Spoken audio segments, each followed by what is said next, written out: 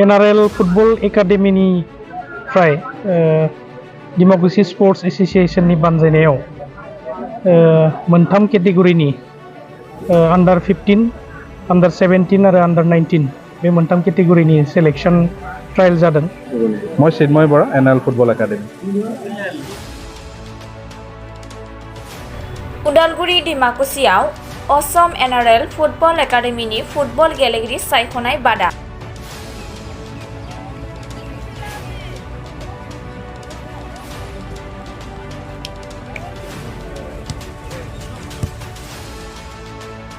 उदालगुरि जिल्लानि डिमाकुसि गेलेमु आफादनि बानजायनायाव असम NRL फुटबल एकाडेमिनि जोलुर गेलेगिरि बादा खुंना गेलेगिरि सायख'दों। मोनथाम केटेगरि आन्डार 15, 17, 19 गेलेगिरिखौ सायख'गोन। असम NRL फुटबल एकाडेमिनि सायख'गिरि चिन्मय बरा आरो डिमाकुसि गेलेमु आफादनि गाहाय नेहाथारि दीपक बर' बिथांमोना फोरमायोदि डिमाकुसिनि दाउला गेलेग्रा फोथाराव फुटबल गेलेगिरि सायख'नाय बादायाव खमैबो 500सो गेलेगिरिया बाहागो लाफैदों। क'क्राझार, चिरां, बाक्सा, उदालगुरि, गुवाहाटी, सनितपुर आरो गोबां जिल्लानिफ्राय गेलेगिरिया बाहागो लाफैदों। बे समाव बिथांमोना खौरांगिरिनो फोरमायनाय राव।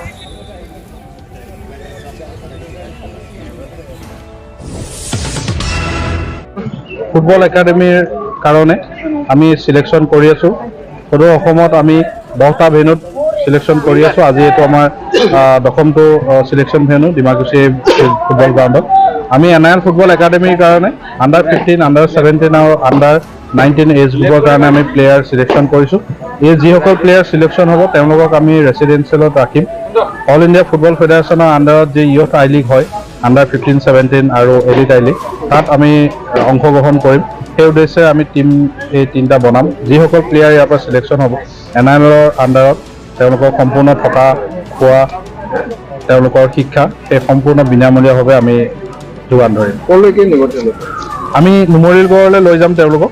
নুমলীগড়ত আমাৰ ৰেসিডেন্সিয়েল একাডেমি আছে, তাত তেওঁলোক থাকিব, তাত স্কুলিং কৰিব আৰু তেওঁলোকে বিভিন্ন অসমৰে লগতে ভাৰতবৰ্ষৰ যিসমূহ এজ গ্ৰুপৰ টুৰ্ণামেণ্ট আছে এইসমূহত তেওঁলোকে অংশগ্ৰহণ কৰিব। তিনিটা গ্ৰুপ আন্ডাৰ 15, 17, 19 আমি তিনিটা গ্ৰুপৰ টিম বনিব। কেইজনকে মানে তেনেকুৱা ধৰা বন্ধাকে নহয়, আমি ইয়াত যিমান টেলেণ্ট ভাল দেখিম সেই তাক চাই পেলাই আমাৰ সিলেকশন কৰা হ'ব। ফাইনেল ট্ৰায়েলটো আমাৰ নুমলীগড়ত হ'ব। যি 10টা ভেনুত আমাৰ প্লেয়াৰ সিলেকশন হৈ আছে সেই সকলো প্লেয়াৰ তাত গোট খাব। ফাইনেল ট্ৰায়েল আমি তাত কৰিম। তাত আমি 11জনকে এটা এজ গ্ৰুপত আমি প্লেয়াৰ ৰাখিম। আন্ডাৰ 15 11জন, 17 11জন, 19 11জন।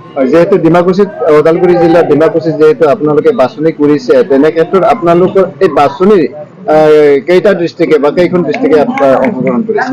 ইয়াত আশে-পাশে থকা যিসমূহ ডিস্ট্ৰিক্ট আছে স্পৰ্টছ আমাৰ ফুটবল অসম ফুটবল সন্থাৰ অন্তৰ্গত যিসমূহ ফুটবল ডিস্ট্ৰিক্ট আছে, যিসমূহ ডিস্ট্ৰিক্টে ফুটবল ইণ্টাৰ ডিস্ট্ৰিক্ট খেলে সেইসমূহ ডিস্ট্ৰিক্টৰ ইয়াৰ আশে-পাশে থকা আহিছে।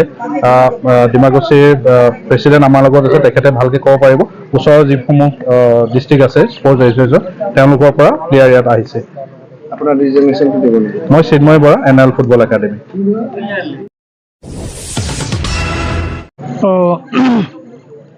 दिनै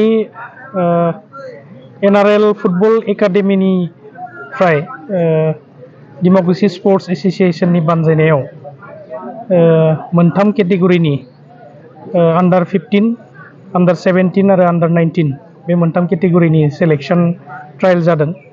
बेयावहाय जोंनि BTCनि मोनबा जिल्लाजों लोगोसे खाथि खाला थानाय जेरै सनितपुर, दरं आरो गुवाहाटीनिफ्रायबो बेयाव बाहागो लाफैदों। बेनिफ्राय गलाघाट, लखिमपुरनिफ्रायबो फैदों।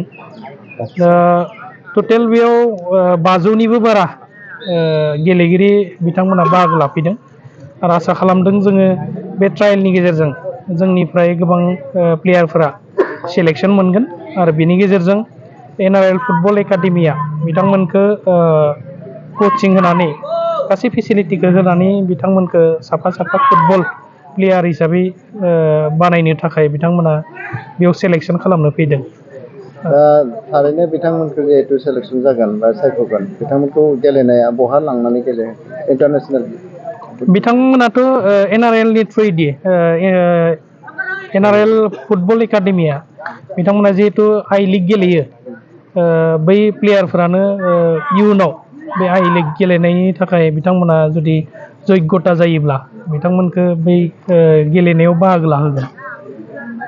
दा गेलेनायनि बिथिङाव गोबाङानो गावनि जिउ दाहा लानो हादों बे समावहाय नुनो मोनदों गेलेनायनि बिथिङावहाय बेबायदि साख्रिजों गोबाङानो गावनि जिउखौ खुंनो हादों। बे बेलायाव गेलेगिरिफोरखौ नोंथाङा मा साजेसन हरनो नागिरदों, मा बिथोन हरनो नागिरदों? बेयो दानि जुगाव गेलेनायनि गेजेरजों जोंनि गेलेगिरि बिथांमोना गावनि केरियारखौ लानो थाखाय मोनसे मोजां स्कप आरो बिनि गेजेरजों खम समनि गेजेरावनो गावखौ स्टेट आरो नेसनेल प्लेयार हिसाबै इस्टाब्लिश खालामनो हायो। आरो बिनि गेजेरजों गेलेनायनि जुदि नोंहा स्टेट लेभेल नेसनेल लेभेलाव जुदि गेलेनायनि सार्टिफिकेट थायोब्ला जिखुनु नोङो साखरि बाखरियाव एंगेज जानायनि थाखाय सुबिदाखौ मोननो हायो।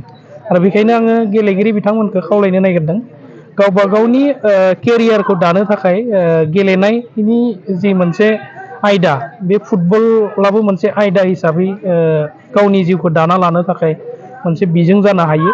आरो बेखायनो गेलेगिरि बिथांमोना नार्भास जानायनि खोथा गैया।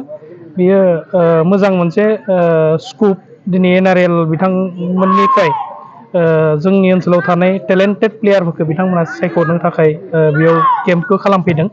आरो बे हिसाबै आसा खालामदों जोंनि ओनसोलनिफ्राय गोबां बेबायदि प्लेयारफोरा गावखौ सेलेक्सन मोननो थाखाय साक्सेस जागोन बेखौ आङो मिजिंथिदों।